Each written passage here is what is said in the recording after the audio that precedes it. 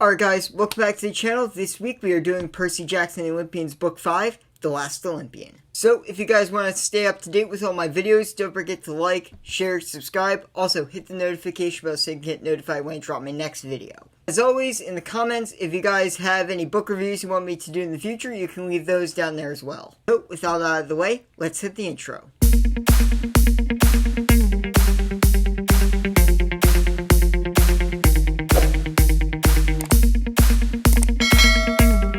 So, as always, format for the book review is summary of the story, pros, cons, and then my final thought and ranking.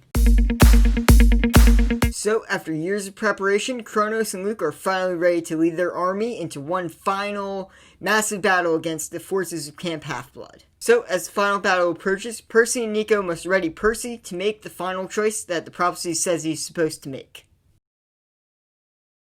Okay, so starting off with the pros here, it is actually Luke's backstory that we finally get a really good look at in this book. So we had gotten a bit of Luke's backstory, mainly between Annabeth and Thalia. They had given us a bit of backstory of them together while they were together, but we never really knew what Luke was like, what his life was like before they met the two of them. And in this book, we finally get a lot of that story, and it really makes sense.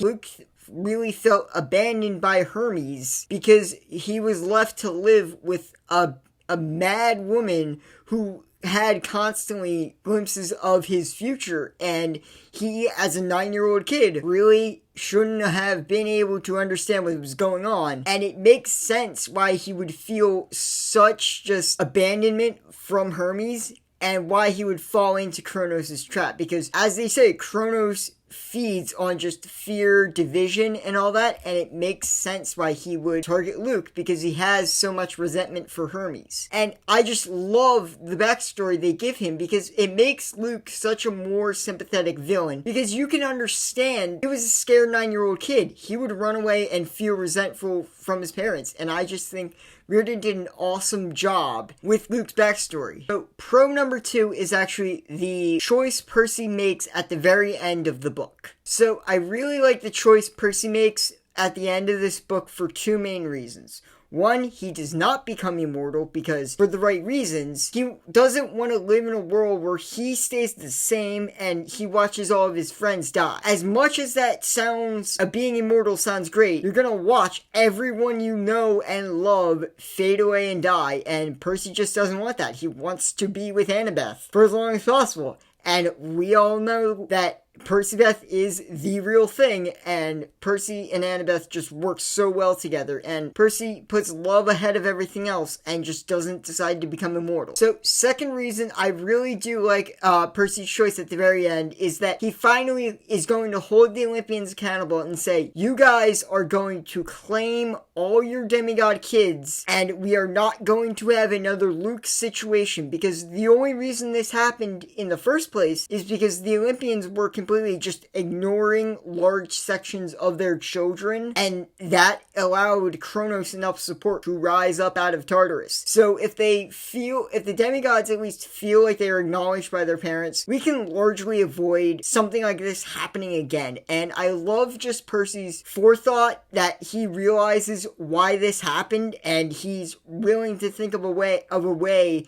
to try and at least prevent this thing from happening into the future. And it's a really good idea, and I feel like Percy has matured a lot, that he's willing to make this choice in the first place. Third pro is actually just how emotional the deaths in this book are. So there are two deaths in particular that I'm referring to, and if you've read the book before, you know which ones I'm talking about. The reason I really do feel like these deaths are just so traumatic is because Rick's writing. The two characters that die aren't there interacting with Percy a whole lot, but despite that, we still feel how traumatic for Percy these deaths are. They aren't in there a whole lot, but like I said, through Rick's writing, it's so good that we still get the feel that Percy really just does like these guys that have died and is really affected by their deaths. And I feel like it's just a credit to Rick that even despite how short these characters interacted with Percy, he's still able to make their deaths count so well. Alright, so our fourth and final pro is actually how well Nico D'Angelo is used in this book. I actually do think this is the best use of Nico. Within the first 5 Percy Jackson books,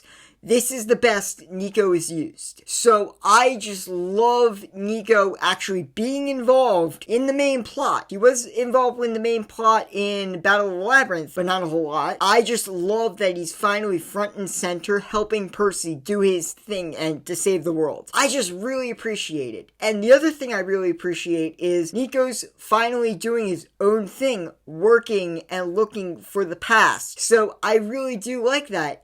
It gives him a depth, it gives him dimension, and it finally fleshes out a lot of his and Bianca's backstory. And if you know their backstory, it's pretty traumatic. And I just think this is the best use of Nico. And I really just love Nico and how he's used in this book.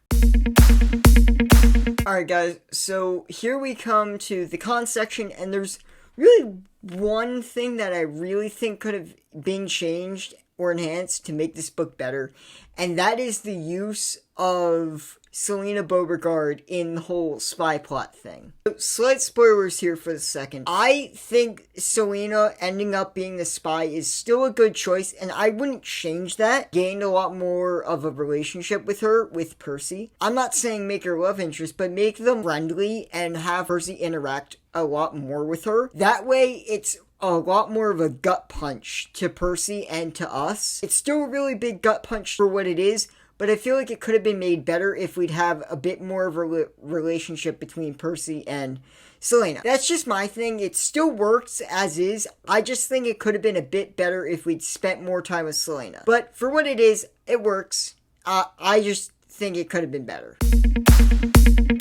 Final rating and review here. I think this is an awesome just ending to the series, as well as a kickoff point for what happens next. I really like everything. Everything just flows. Everything is brought back, and it's really a solid read, and it's a solid just cap off to a series that everyone's been loving. So I'm going to give Percy Jackson and the Last Olympian a 9 out of 10. Just like I did with the Bourne series, I will be doing a ranking the Percy Jackson series. So after that video, I will also announce what series we will be reviewing next. So don't forget to hit the notification bell so you can get notified when I drop that video. Okay guys, thank you so much for making it to the end of the video. I really appreciate it. If you guys liked the video, don't forget to like, share, subscribe. Also, in the comments, if you guys have book reviews you want me to do in the future, you can drop those down there as well. Also, in the comments, if you guys have your own book reviews for Last Olympian, I would love to read those down in the comments.